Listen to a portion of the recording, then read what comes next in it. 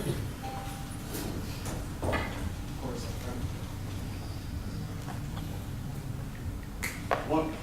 two, three.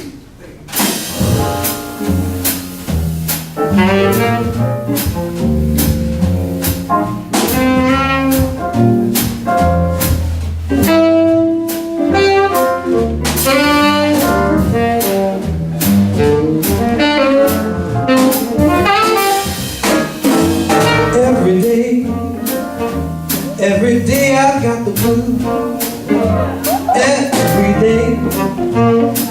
Every day I got the blues. Well, you see me worry, baby, 'cause it's you I hate to lose. Nobody loves me, no. Nobody seems to care. Nobody loves me, no. Nobody seems to care. Speaking of bad luck and trouble, you know I've had my share.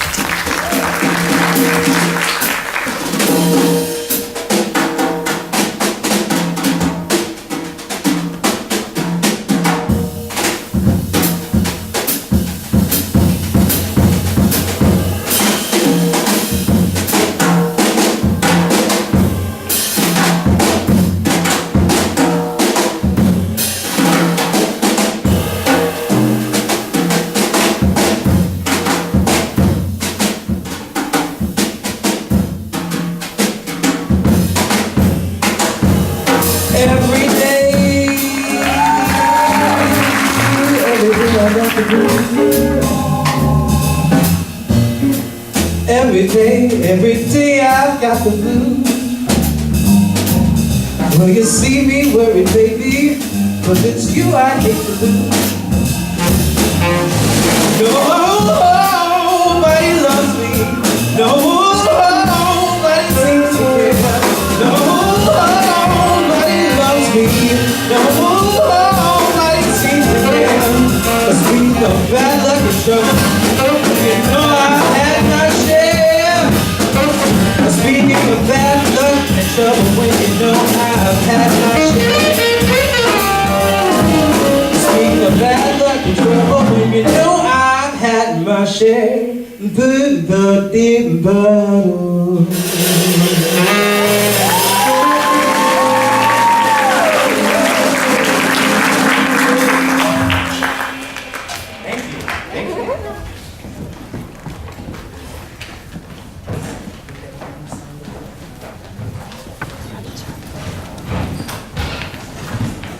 As more people are coming in, I wanted to say thank you so much for having me here. I'm really honored. You're all so sweet and so nice. So I'm really happy to be here with great people, and thankful to Mr. Hong and DePaul University for having me. This is great. I've got a really, really good band. Yes, give it up for your friends.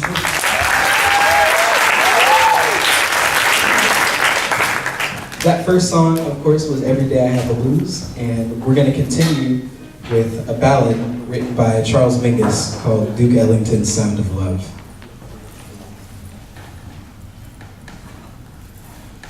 I was young and carefree, not a song had found my soul. Lost in blues, jazz, and ragtime. No sound had got to my mood. I was searching for that melody, love blues that lets me away. All alone, sad clown with his circus closed down, lost on my merry-go-round, came that melody in my heart. So yearning taught me to hear music out of love from the soul.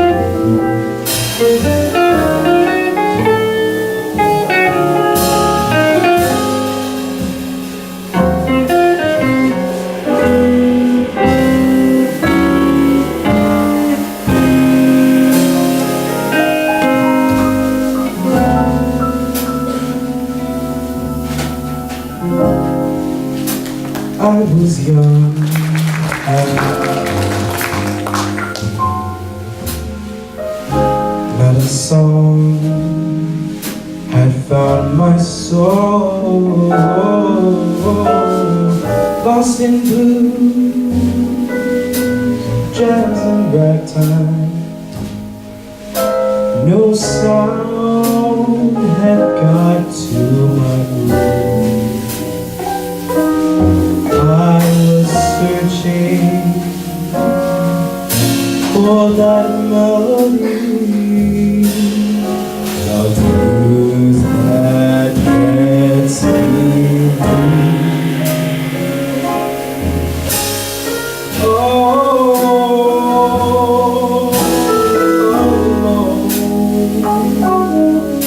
Sat down with his circus closed down, lost on my merry-go-round.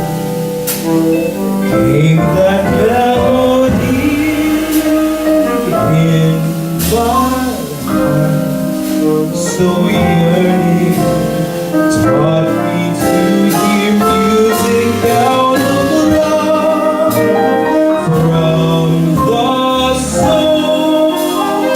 In this life we all live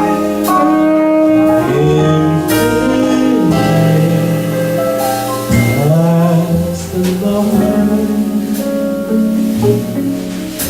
and beloved, as one having sound of love.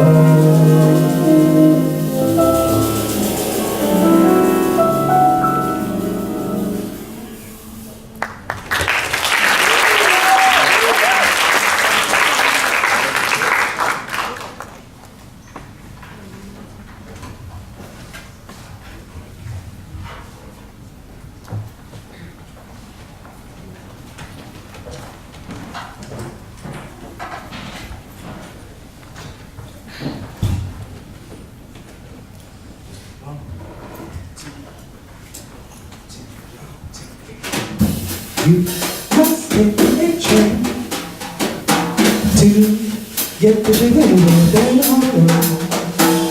If you miss the A train, you'll find this waiting hard.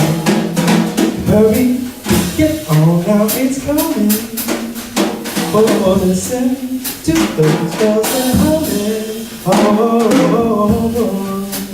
get on the A train and you will be up in the hill.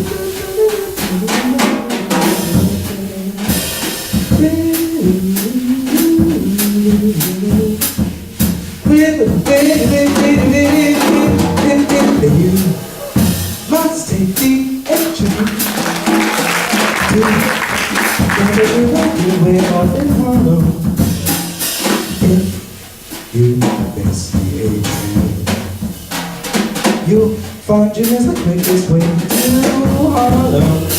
Hurry up and hurry to get on now. It's time to hurry and get on. Why don't you listen to there's a humming, feel a good way along. Get on the you will be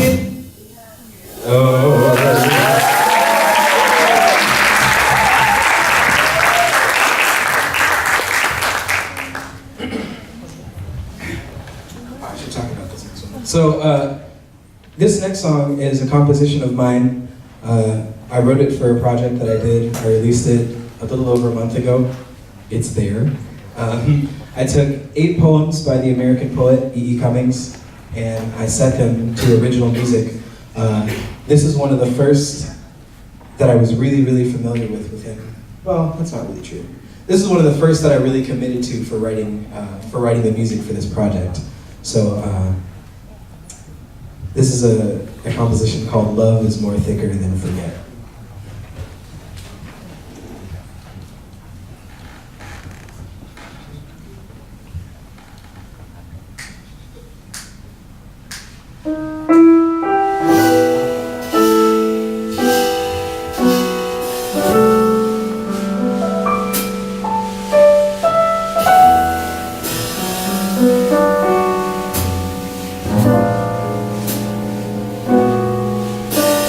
Love is more thicker than forget, more thinner than recall, more seldom than a wave is wet, more frequent than to fail. It is most mad and moonly and blessed it shall be that all the sea which only is deeper than the sea.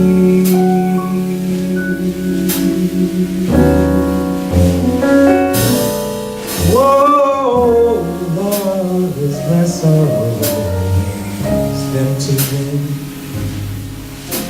less never than alive, less bigger than the least begin, less little than forgive. It is most sane and sunny and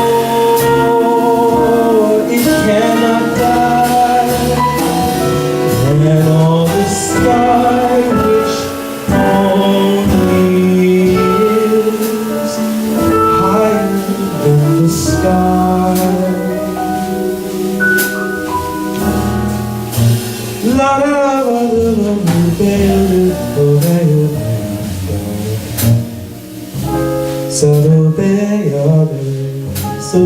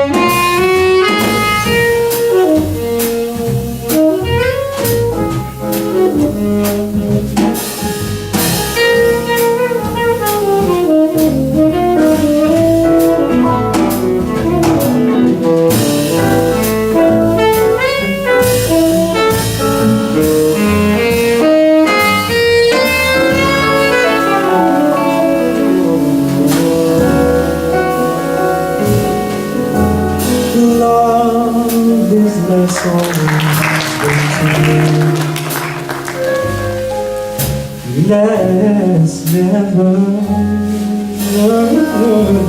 lie. Less bigger than the least began.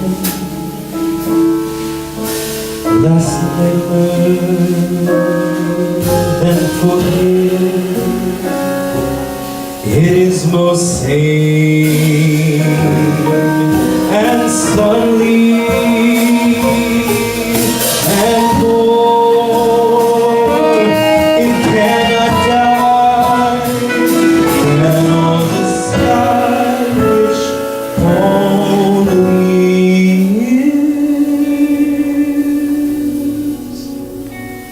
Higher than the sky.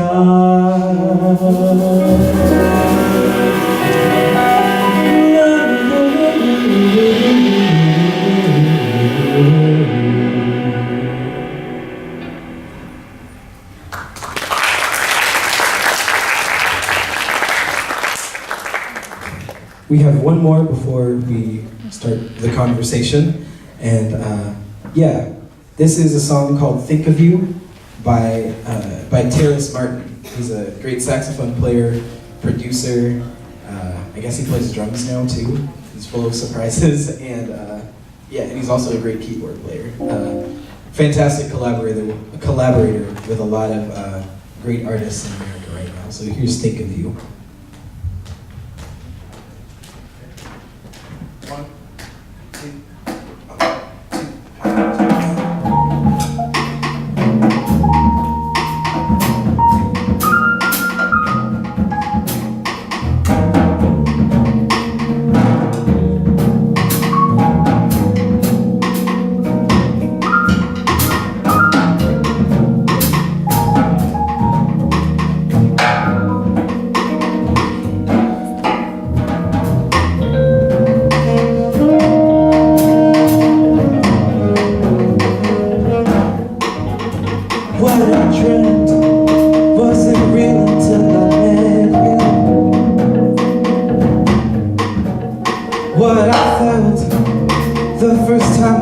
forget you. I used to stay up late, listen to Mary J. Remember Curtis May. Got you in the mood, baby, yeah. Come over soon. Sometimes I do think of you. I do think of you.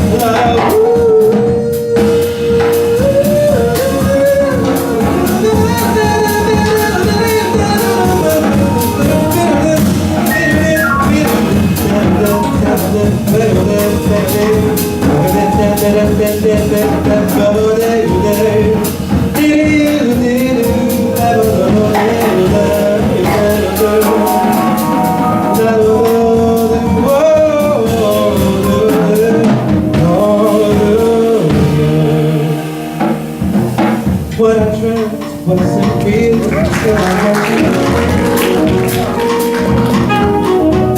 What I felt the first time I ever met you. You know I can't forget you. I used to stay up late, listen to Mary Jane. Remember Curtis May that you loved. Baby, oh. Come over soon. Sometimes I do. Oh, I think of you. I do.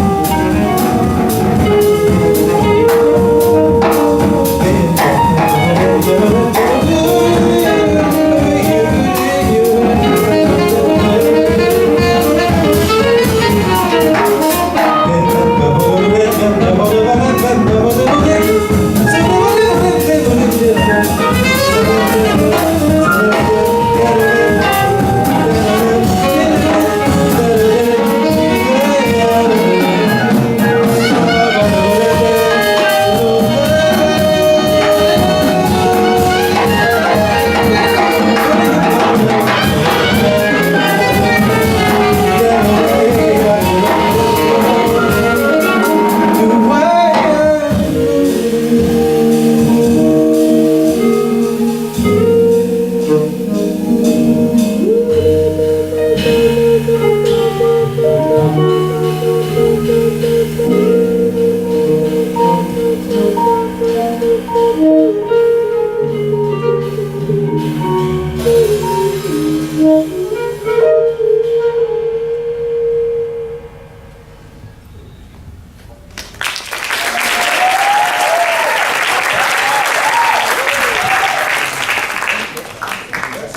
Yes, that was a lot of fun. Yes, thank you. Cool. Yeah. Well, we wanted to, well, I guess I should use this. We wanted to open it up for any questions you have about anything. I know a couple things, a couple suggestions of maybe some things you might be wanting to know, kind of about the interaction that goes on between us, the way that we communicate with the music. Also things about composition, about harmony, about improvisation. The floor is yours. You have a very good eye for talent. How do you develop your performance? I've been doing it for a long time. I mean, I can only be alive for so long, but I've been performing professionally since I was 15. So I think a big part of it is trust. You really have to trust the musicians that you're with because it's easier to have a good time that way. Like, I've never played with any of these guys before today. We met and we rehearsed for a little bit and then we were just here. But I trust them and it's easier to have fun and look like you're having fun with people that you trust. When I played with the faculty last night, it was the same thing. It was really easy to let go and, and think about things other than the music, to think about like dancing every now and again, right? To think about trying to connect with the audience and good eye contact and all of that. So I think a big part of it is it's about the way that you present yourself, right? Because some people like to sing like this. Some people are very just kind of closed off and nervous, but it's like, do you want to see somebody, if you go to a performance and someone's like this, you don't even want to see that person. You want to see someone who, stick their chest out, look at people, so.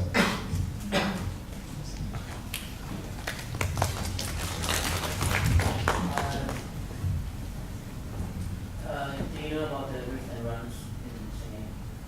Yeah. So riffs and runs in singing, they're a great tool to have, but they should never be, I don't think they should ever be the main part of a performance. Riffs and runs are cool. They're fantastic. They're a really, really good tool when you use them correctly. But it's kind of like, I think of it a lot like cooking. I really, really like to cook. I really love garlic. But if you use too much garlic, it's really bad. Like, you cannot use too much garlic. So you have to balance it out with other flavors. And riffs and runs are a lot like that. In terms of how to do them, repetition, listening to people that you like, trying to sing things without syllables. If any of you want like a really quick course on a good way to start singing runs, take songs you know, and then remove the words, and then only do it as a run, like the bass part from Bach's Double Violin Concerto. You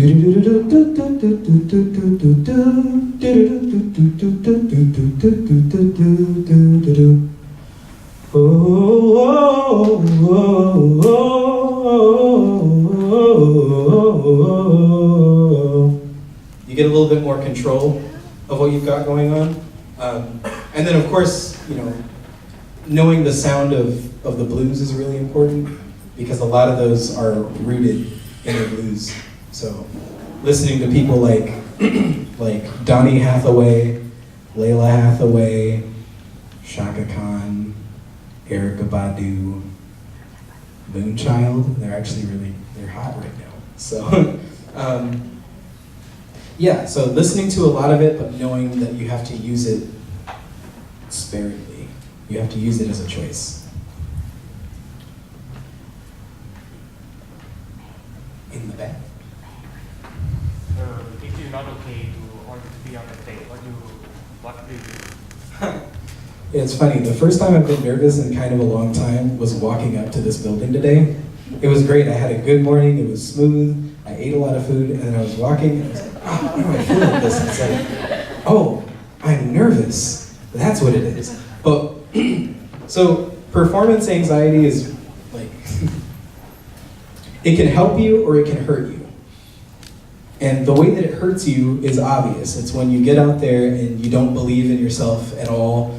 You can't let go and trust the musicians. You can't have fun because you're so in your own thoughts that you can't focus on the performance of it because you're so nervous about messing up or if people are going to hate it. And by the way, the answer to that is, well, I'll get to that later. The way that it helps you is, the nerves, the chemicals in your brain, right? Adrenaline. It's there when you're nervous, and it's there when you're really, really ready for a performance. Like when you're so excited that you can't be backstage anymore. So sometimes you have to take that nervous feeling and change it into something else because it's the same chemicals. So one thing that I do when I'm nervous, let's see, I did most nervous I've ever been, I think. I did a performance with Hans Zimmer one time, and when I was growing up, The Lion King was my favorite movie ever. My first word might have been Mufasa. But I was so nervous because it's like Hans Zimmer's right there, Lebo, the guy who originally did the he's right there. The same guy was right there from over 20 years ago when the movie came out.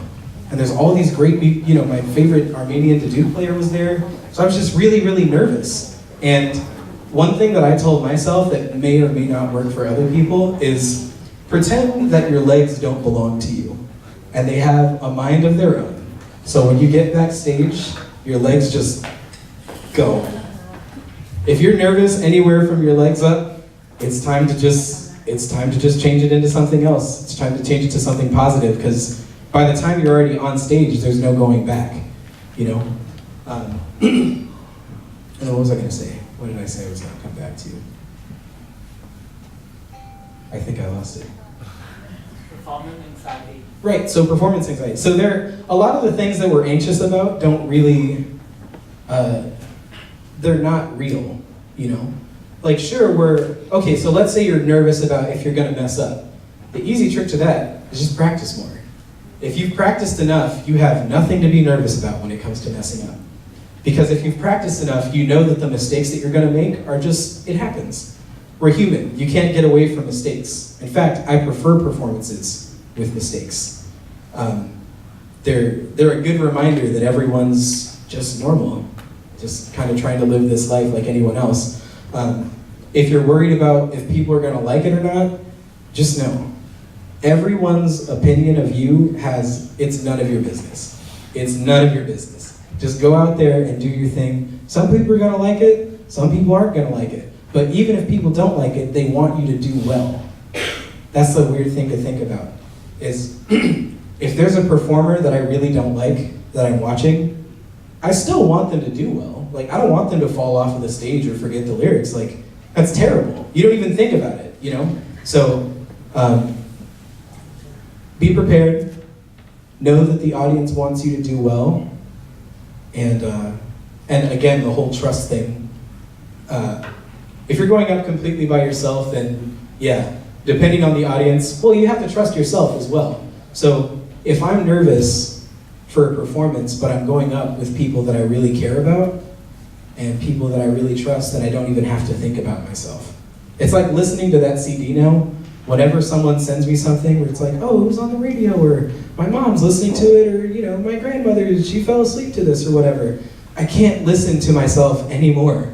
I've heard it enough, but I don't have to, it doesn't have to be about me.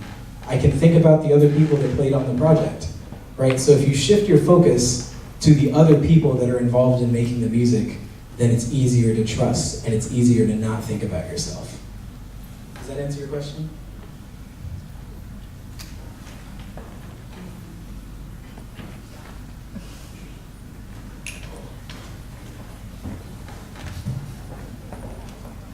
Anything?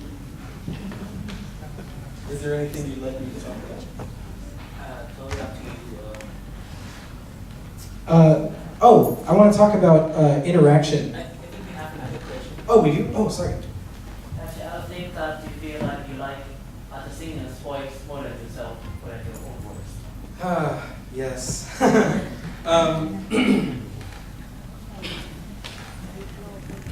The thing about my own voice, well, it's weird. I've never exactly learned to love my own voice, like enjoy listening to it, because it just feels weird after a while.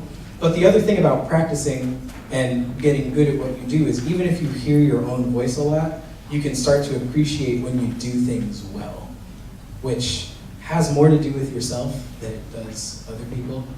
Like I'm a little bit nerve-wracked because there's one really good voice here in the audience that, you know, that I really look up to. I really look up to you. I love your voice. But, you know, that can't really get in the way of my performance. If someone's voice is better than yours, maybe see what about their sound that you like that you can bring into your sound.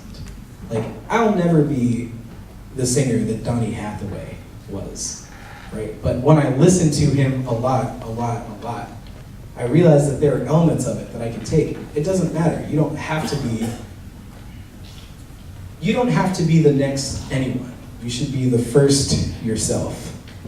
And that comes from listening to a lot of the people that you like, a lot of the people that are better than you. I mean, the thing is, it's not really about, you know, who's better or not. It's just a really, really long journey that everyone's on at the same time. And everybody fails. There's no achievement with music. Like, nobody wins music. So in that way, it's not really worth it to think of music itself as a competition. You know, There's no, even the Grammys or whatever.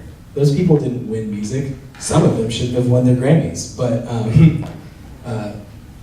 yeah, just realize that you're on the same path as a lot of people in trying to get better at singing or at playing or whatever you do in music, or really just in life.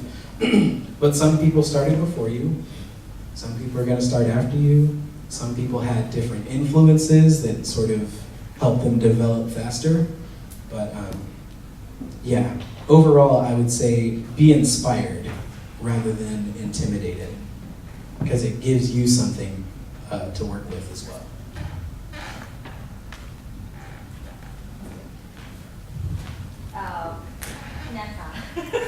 To just directly say, like some of students here, they know that you can play some instrumental, but most of the students here, they can play the piano just for themselves. Do you have a trick or technique to practice about singing without playing instrumental? I would say it takes a lot of time, and maybe start with playing. Start with playing while singing. Because first of all, later on, if you get really good at playing for yourself, you don't have to hire a piano player if you want to show up and do something alone. So, I mean, there's that, just, if you want to save money, but that's not what it's all about. Having a visual reference like the piano, like we can't touch any of this in a way that the movements are so small. Your larynx is this big. It's this big. Well, okay, it's a little smaller than that. And it sits right there, and you can't touch it. And even if you could, you wouldn't know what to do with it because all the movements are so small. They're just messages from your brain that eventually you learn how to train. So it really helps when you have something as easy as I'm gonna walk over and play a key. I think it's honestly better if you don't have that available to you. I would say get really good at learning how to listen to yourself. So for example, take the A Train that I did with Pla. That took a lot of, knowing what I want to sing before I sing it. So there's some of the prediction that comes with that, but there's also, you have to have kind of a foundation of other sounds or of the harmony in your head. So if you want to practice without piano, so what's something that I do? So for example, when I transcribe people's solos, which we'll also talk about, when I learn people's improvised solos, after a while, I know them well enough that I can do them without the accompaniment.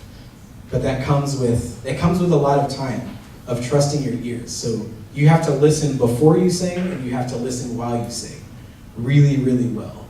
Because there are some people like the American national anthem is my what a song. It's not very well written at all. It's kind of hard to sing for people that aren't singers. So not everyone can hear, oh, say, can you see by the dawn? See, that's where people really trip up, because they can't get, see by the dawn's early light, what so proudly we hailed in the twilight's last evening, whose bright stripes and bright stars. Like, some people don't understand that it's do, do, do, do, because they haven't really spent enough time listening and understanding what that is. And it's easier to see that visually on piano, at least. Or if it works really well for you on bass or guitar or something, yeah. But I would say the goal shouldn't be to move away from the piano. I think you should always keep it as a part of your practice because it's really, really helpful.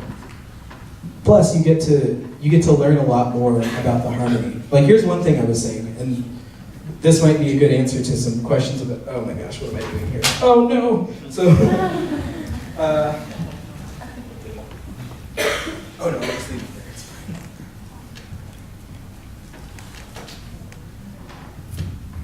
How are we doing here?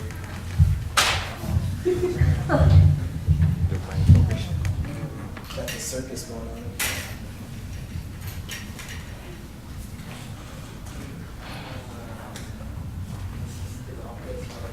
Okay.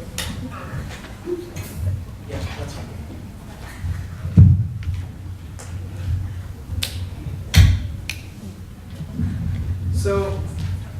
one good way to, like a good reason for keeping the piano in your life, as well as singing, is so that you can hear harmony.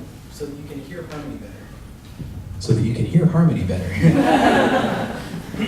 So in your head, it's hard to think of an entire chord. So I don't remember who I was working with a couple days ago, but we were talking about hearing the harmony better. So if you, for example, on the song that I wrote,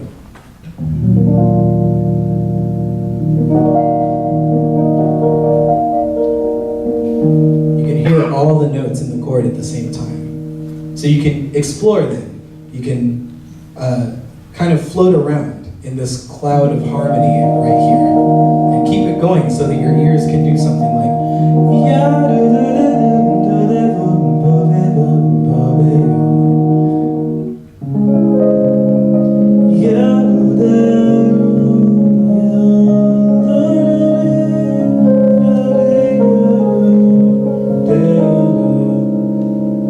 so you can hear the connections between them.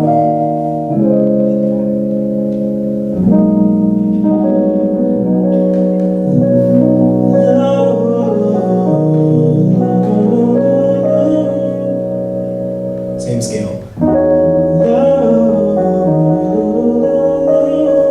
So you can hear some of those connections better because you can slow it down for yourself. The nice thing about like backing tracks and like Jamie Aebersold tracks and everything is that you get to do it all in time. But sometimes if you keep practicing things in time, you don't get an opportunity to slow it down and know the song deeply or know the harmony deeply. So when you're messing with really weird chords like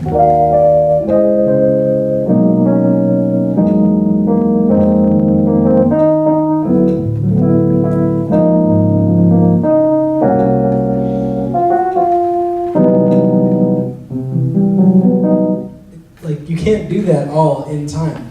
So it's good to slow it down and be able to hear that. And it's something that you can't really do on your own. So eventually, when you do that enough, you can take it away. So I'll choose a simpler example, like Autumn Leaves.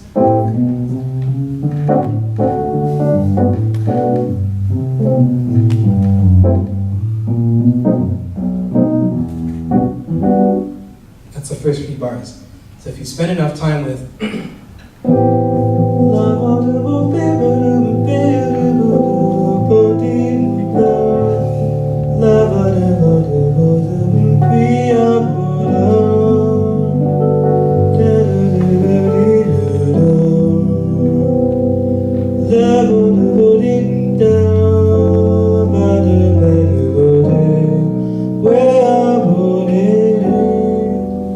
have to be complex at all. If you have to, even if you just play the roots. Anyone can learn to do that after a time. The chords can be simple.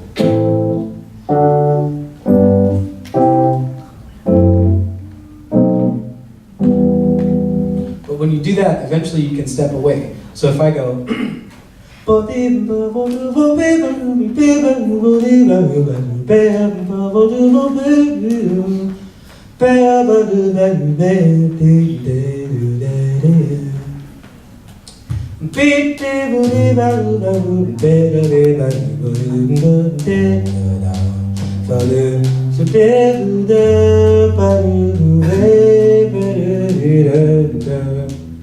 so eventually you can do it without, or with, yeah. So that's a very long answer to a very good question. So there you go. Yeah. Any other questions?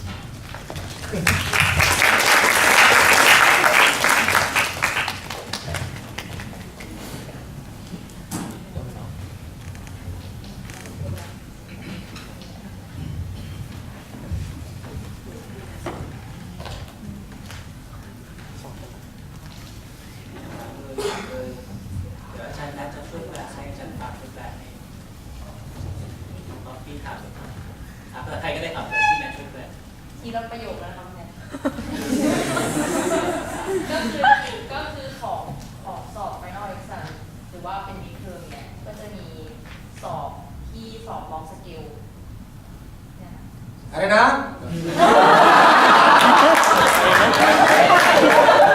ถามที่เดียวเลยถามที่ อ๋ เดี อ ยวเลย ก็จะมีสอนที่แบบสอนร้องสเกลพวกเนี้ยอะไรอย่างเงี้ยคือแล้วเวลาที่เราไปเล่นอะมันแบบคือฝึกมาได้แต่เวลาไปเล่นแล้วมันใช้มันออกมาใช้ได้ยากมาก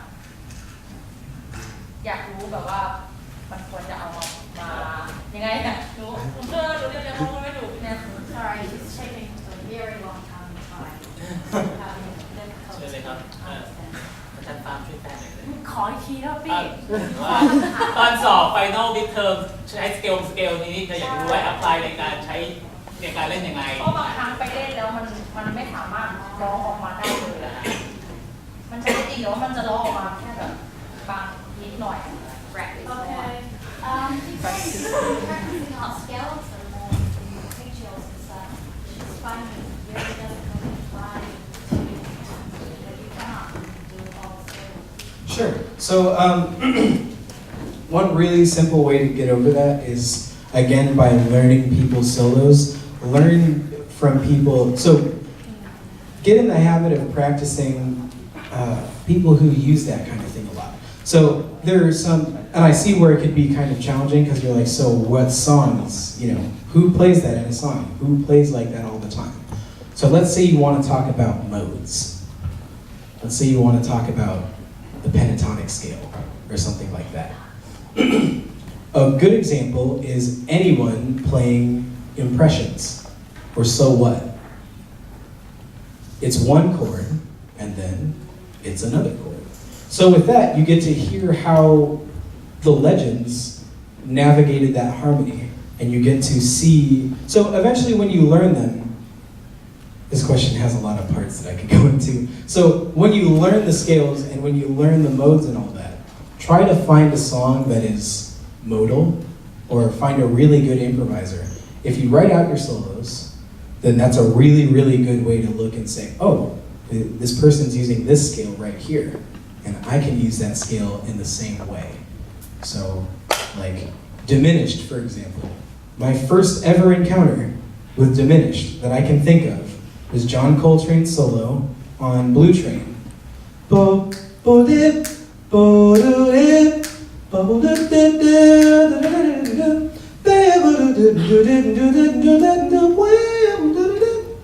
so that right there. If you learn what that is in advance through your practice and you know really what it sounds like, the best way to apply it is to learn how to listen for it, to identify it when you hear it. And then the way to turn it into, to make it a part of your own improvisation is to learn that solo. Learn what they did, exactly how they did it, and then pick your favorite parts. So if you find that there's a part, if you've been working on Locrian sharp tube or something like that, if you've been working on, or even something simple like Dorian, if you've been working a lot on Dorian, and you see a really good example of how Joe Henderson or Miles Davis or Mary Lou Williams used Dorian, then take that and turn it into an exercise until it's so simple that it can't help but just kind of come out automatically.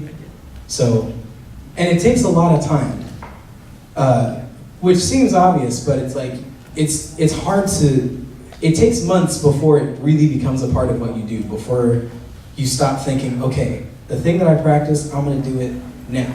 It takes a while before it comes automatically, but that's just kind of the case for like practicing it a lot.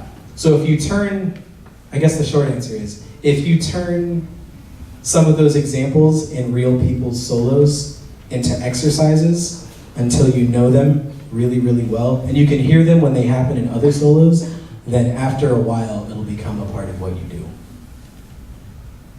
And play with your friends a lot. Everyone play with your friends a lot. If you get really, really bummed out or sad that a performance didn't go well, and you can't stop thinking about it for weeks and weeks and weeks, you're not playing enough. Which is it's a hard pill to swallow, So it doesn't even have to be professionally. Although there are a lot of really great places, but the jam at Jazz Happens, yeah, go to that. That's a good place to mess up. And it's not even about messing up. It's just a good place to kind of, stretch your legs, try some things out. So, yeah, find as many opportunities to play as possible. So that way, as that stuff is working its way in and becoming automatic, there's more of a reference outside of the practice room. It might just happen at a jam. Unfortunately, all of my best performances were ones that I was not getting paid for. It's just, I went up to someone's thing and they said, yeah, come up and sing. And right there, it's like, oh my God, all the stuff I've been practicing, it's clicking right now. Great, use it another time when you want to use it. Good question. Let's see.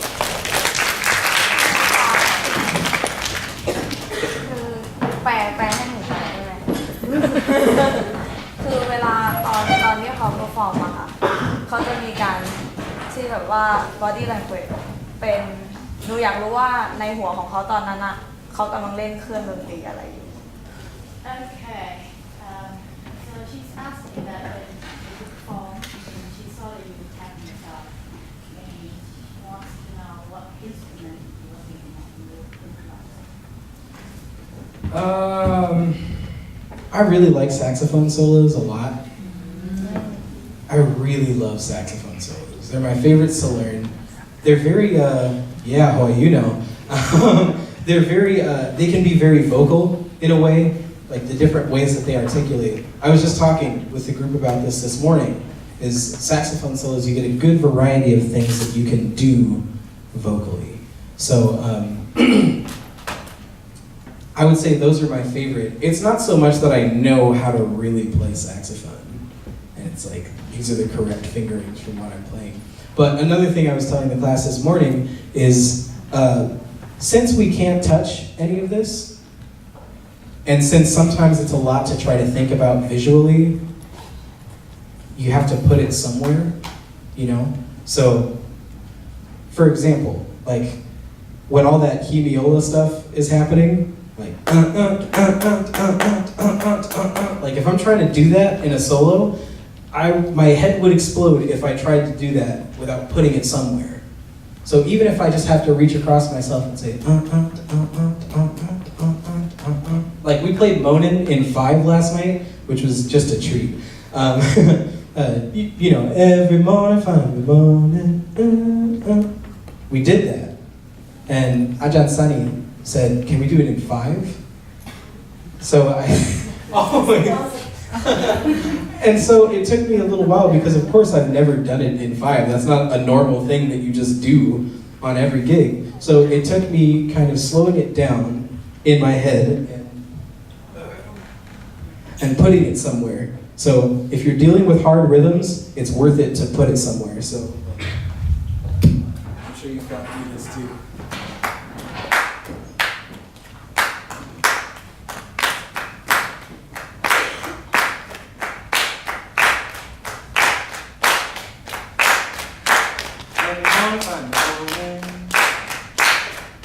All the trouble I see, see, I lost it right there, I lost it. But it's good to keep it somewhere because it's really hard to do it if you don't have a physical reference. It's nice to just tap it out sometimes. Yeah.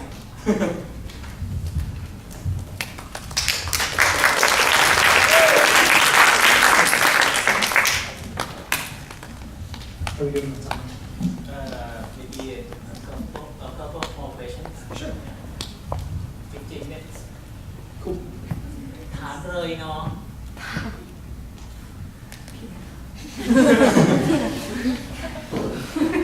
ตอนแกะทำสติเครื่องเป่าอะค่ะบางเพลงมันเป็นเพลงที่เร็วมากๆอะค่ะหนูไม่รู้ว่าจะต้องใช้คำสแกตในแบบไหนที่ทำให้สมูทอย่างบางทีเรื่องโน้ตของโน้ตของสแกตนั้นๆค่ะจะคือนั้นนะคะมันยากอยู่แล้ว ก็เลยอยากจะขอคำแนะนำว่าถ้าเกิดต้องใช้คำควรจะเป็นแบบไหนใช้คำดูไปดูหรือว่าอะไรแบบนี้ Yes, of course.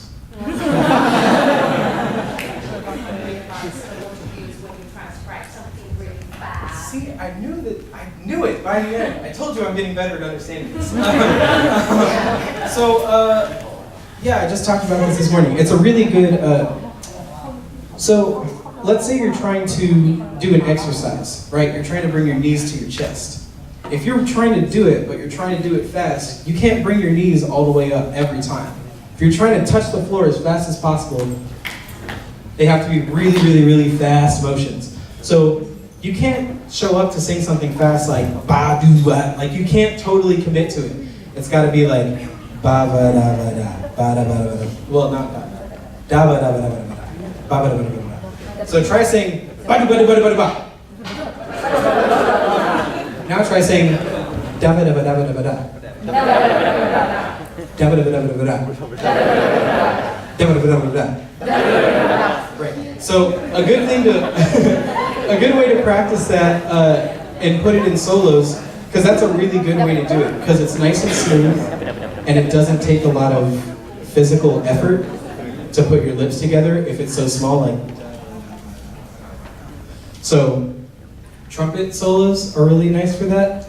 One that I've been showing people here is Lee Morgan's solo on Locomotion. Was one of the most fun projects I ever did. Because it starts off, right, Curtis Florida.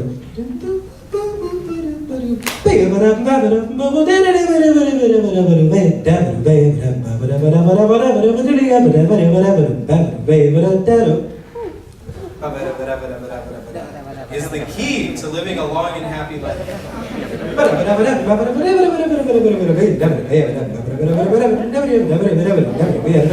You can do it all day. You can do it all day. So for fast syllables, a good combination of like ba, va, da, va is really easy to say fast. And it works because it's in a group of 4. So if you're, if someone's running 8th notes or 16th notes, instead of it being something that's paired like da, va, da, va, da, va, da, va, da, va, da, va, da, va, da, va, well, I guess you can do that. But it's easier to go ba, va, da, va, da, va, da, va, da, va, da, va, da, va, da, va, da, va, da, va, da, va. So you can start it somewhere.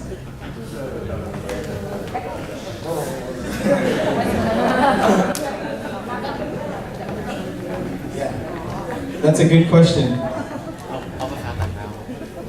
I think I'll see all of you because I'm here for the next week, but does anyone have any questions for here that everyone else might have about like scat singing? Because it can be kind of a mystery, and a lot of people have the same questions, and there's no question too simple because it's hard if you don't have a lot of experience doing it. So yeah, anything on scat singing at all.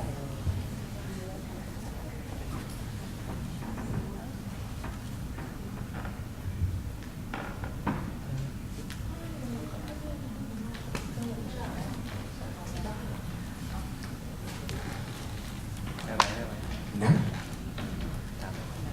No, sorry, it wasn't.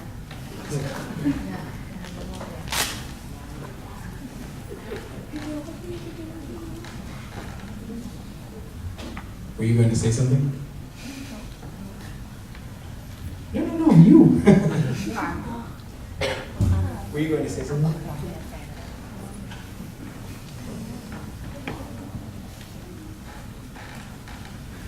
Well, all right.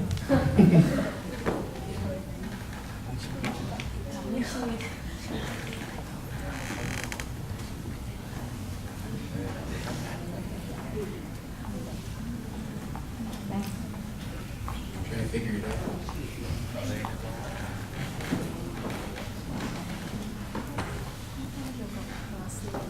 If no one has questions, there's still a couple things that I can address that I think are important. So one really big thing that I think it's important to realize, especially right now, is there's really no reason to wait to have a career in music if you want that out of your life. If that's what you want, just start it now. Even if you're a student at the same time. You know how hard it was to release an album during my senior year?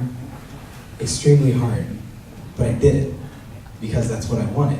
And being in a music school, if you were studying like quantum mechanics, right? If you were studying engineering or something like that, and you wanted to put out an album, you might not have a lot of support from your faculty members, from the people that are teaching you. But my teacher, Cary Marsh, we all know Cary Marsh, when I told him I wanted to do this, and I'd show up to my lessons and I'd say like, hey, so I kind of want to go a different direction with things. I'd like to work more on composition and arranging and singing, harmony that isn't regular and kind of trying to figure these things out. It became such a nice project for us to just sit down together and talk about those things. So if that's something you want, there's no reason to wait until you're done. Start now. Get ahead of the game. That's why I'm here today. I have a recital a month after I get back. Yeah, I need to start learning that stuff. Well, no, I need to finish learning that stuff. I've started, believe me. So there's no reason not to do it. If there's any part of you that likes to write music, please keep doing it. Because it's very, very, very hard to find your own voice after a while. And you only get that from writing a lot. You don't have to like everything you write. Yeah, you don't even have to perform everything you write. It's just good to have it so that you can get those ideas on paper. And that's another good reason to play with your friends, so that you can have your friends play it. That first track, Love is More Thicker Than Forget, when I wrote that, I brought it to my friend, Daniel Thompson, and we sat down together and, let's see, I'm really good at starting things and he's really good at finishing things. So all I had was do do do do do do do do do do do do do, and he took that, and together we just crafted the rest of the song. And right after that, from that one song, I knew I had kind of a framework. I knew exactly how I wanted to write the rest of the music for the project. And I'm definitely not, I wouldn't call myself a composer before a year ago, but lo and behold, things happen. So yeah, get out there, get after it, book some gigs, play with your friends. I think another thing that's really important to realize right now is it's really easy to get in your own head about all of this. I've known some really, really great people, some of them that go to UNC, who are awesome. They're truly, truly great musicians. They have a lot of potential, but they won't step away and take a breath. There are some people where as soon as they pick up their horn, they start playing like they're not gonna live tomorrow, right? It's like, just breathe, calm down, it's gonna be all right. Although, I think that's a message that more applies in the United States. People here seem pretty chill. But if you're starting to get really stressed out about this stuff, remember, music is fun, but if you keep beating your head against the wall, trying to make something happen, you're gonna start to hate it after a while. And if your relationship with music is anything like mine, you want it to be real good. You never, ever want to have a bad relationship with music. So that means take a break when practicing. If you practice all day, make sure you take breaks. The other thing is, don't spend your whole life in the practice room. Music comes from when you have life experiences, when you can write songs about things and people and places. But you have to go do things, see people, and go places if you want to write songs about it. Yeah, I've heard some composers that spend too much time by themselves. Yeah. And it applies during performance too. So if you think of every moment of your musical performance as a composition, as writing poetry or something like that, it gets really, music starts to feel really different in a way with, it's always kind of mysterious. You never know what's gonna happen. You have a lot more power. The other thing is make sure you own everything you do. Don't let sheet music own you. You can do anything different. One thing I've heard a lot is, whenever I sing this tune, it comes out the same every time. It's easy for that to happen. It's easy to go into autopilot and do the same thing every single time. But change something on purpose. This is a free world. You can just not sing the tune if you want to. You could go up and call it and just not do anything. You shouldn't do that, but you can if you want to. There's nothing stopping you. So make sure you're taking risks in music. It's extremely important because, who is it? Right, it's Dr. Alexander, the director of the School of Music at UNC where I come from. He famously said, there's no such thing as a fine arts emergency. There are no emergencies in music at all. take it easy, you know? Try things out, because the worst thing that happens, especially during a performance, recording is a little bit different. If something goes wrong, it's over immediately. People probably won't forget it immediately, but it's over. So don't even hang on to it. That's also why you perform a lot. If you make 75 mistakes in 1 week, it's a lot better than making one really big one every single week. So get used to making mistakes. Get used to knowing yourself so that you can fix things, so that you can recover if something goes really wrong. And thankfully, nothing really went wrong here. That was a really smooth performance. I'm happy with it. But you know, you have to be ready to know what to do if you get lost. Yeah. And that comes with taking risks. So if you do the same thing every time, you're always going to be safe. And it's funny, there's no emergencies in music, but also music it's not supposed to be a completely safe place either. It's a place where you get to try a lot of things. I've messed up a lot of performances. Let me say that again. I've messed up a lot of performances in ways that are not cool, just because I tried something. You know, I had a performance that I thought went okay, and a bunch of my teachers came up and they said, "That was brave. That was adventurous. You really went for it." And I thought, I think they're just telling me that I was bad just now. But it's okay to be bad. There's really no being bad. It's just always getting better. It's not going to be perfect every time. It shouldn't be perfect every time. So the other thing that I think is, speaking of perfection, everyone I've heard has really great vocal technique, and that's great. Keep it, because it allows you to do a lot of stuff. And this is the same with really any instrument. I'm talking to everybody now. If your technique is great, that's good. But also know that having some of the flaws, some of the imperfections, that's almost even better than having good technique. It allows you to navigate and get more adventurous. But overall, like, you shouldn't be concerned with perfect performances or with sounding perfect. So if I say, you know, there are some ways to sound ugly pretty, like look at me, I'm as helpless as a kitten up a tree. Get dirty. Don't hurt yourself, please. Get dirty. You know, all of our favorite singers, at least all of my favorite singers, they had some of these imperfections, and it made them fantastic. So embrace who you are as a person. Love yourself enough to know that you can own all of your perfections, and there's no use in trying to iron them all out until there's no wrinkles. Yes, we are all old shirts full of wrinkles, and keep the wrinkles because they're important. Oh, but no, I have a question. Yes. Maybe not important. So there's a saying by many people that singer equals to scatting, like scat solo, scat singing equals to jazz singer. So I think many people really would like to learn scatting. It's very mysterious, very challenging. Most of the time, if you spend so much time in it. So my question is, so for you, like scat solos, what is the importance, the function, the role, or the mission in jazz genre generally, and for you personally?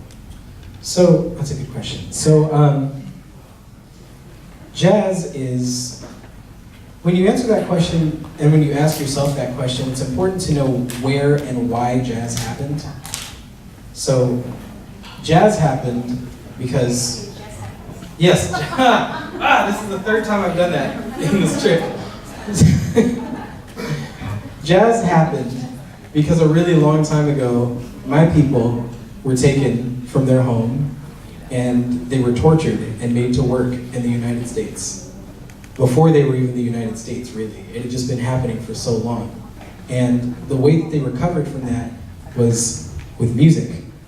We've always been able to persist with music. Even when really terrible things still happen to my people in the United States and across the world, music is a very central part of coming together. So when you think about how important it was for the people who invented this, or rather for the people who invented this, there are certain elements that you have to keep in mind. So one of those elements that's really important in ancient African music, as well as, jazz in the last 100 years. Jazz isn't even 100 yet. That's crazy. We've come so far in such a short time. But one of those is the element of improvisation. Yeah, in drum circles, there's so much improvisation that's happening. Because there was no written music. It's like, can you really get together and play drums for 40 minutes to 2 hours from a score? No, it's all coming from up here. So improvisation is a really important part of it, and that's why I think taking scat solos is important, because it's what black music is about. It's what jazz music is about. It's not the only thing, but it's a really, really big part of it. So I think if you're going to stay true to the spirit and call it jazz music, that's one element that you have to have. Another one is call and response. So that's some of that, that's what was nice about playing with Vlad just now, because he listens really, really well. So if I go da da da da da, he's gonna go pa pa pa pa, and it's great. That's another reason. When you pick your musicians, don't just pick people that you like. Pick people that are going to support you if you're putting a band together. Because music is a lot more fun when the things that you didn't plan for happened. I didn't even tell them that we were doing that song until I started to feel bad for telling them that we were doing something and I wasn't going to tell them what it was. So I said, we're just going to do Take the A Train, just you and me. So having room for some of that improvisation, as well as the listening and the calling and the responding, is really, really important. The other thing is the idea of a soloist. This was not invented in African music, but it's a very important part of it. So every now and again, you might hear somebody's drum a lot louder than someone else's. Or even for the, like for old slave work songs, there's one that goes, I'll be so glad when the sun goes down. I'll be so glad when the sun goes down. But the part that you don't hear is the caller goes, I'll be so glad when, and everyone else goes, oh, when the sun goes down, when the sun goes down, I'll be so glad when, oh, when. So, calling and responding, the idea of a soloist, it's so present in all of this music. And when you listen for those elements, as well as the sound of the blues, that's another thing. One way to stay true to jazz is realizing that when these people were performing this music, if you've been working for the entire time that the sun has been up, you're not thinking about, my technique has to be good. African music was never about, my technique has to be good or else I can't perform this music. Some people don't sound good and are perfect at what they're doing. Their voices aren't pretty, per se, but you feel it. So it's so much more about the feeling than in, how much you practice to make sure your arpeggios are good. It's good to practice those things because it's 2019, we're modern musicians. We need to have every base covered so that we can keep making new stuff. But there are some things that I think have to stay the same if we're gonna call what we're doing jazz. So keeping the blues in it, keeping improvisation, keeping call and response, keeping the idea of a soloist. And that's why I do what I do when it comes to jazz solos. In terms of how to practice them, by the way, I have all of this, well, some of it. I have a lot of good steps for if you want to start with improvisation or learning how to interact or making your performances more personal or memorable. I have them written out. So if you need it, send me an email and I will send it to you. I think that's about all the time. You want to talk on the CD? Oh, yes.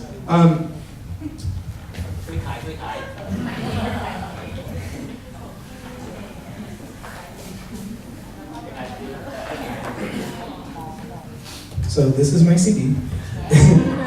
It's called Heaven Indeed. Look at this guy, he looks better than I do. So like I said, I took 8 poems by my favorite poet and I wrote music so that the poetry could become the lyrics. I recorded this at UNC in our recording studio. It's fantastic.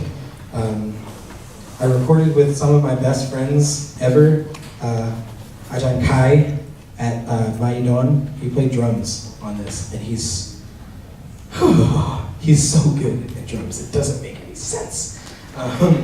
Yes, I'm very mad at Thailand for taking all the good drummers out of the world and keeping them here. Yeah, so it was fantastic to put together this. I have them here. I brought less clothing here so that I could bring these CDs for you, so please take them. Please take them. They're 300 baht each.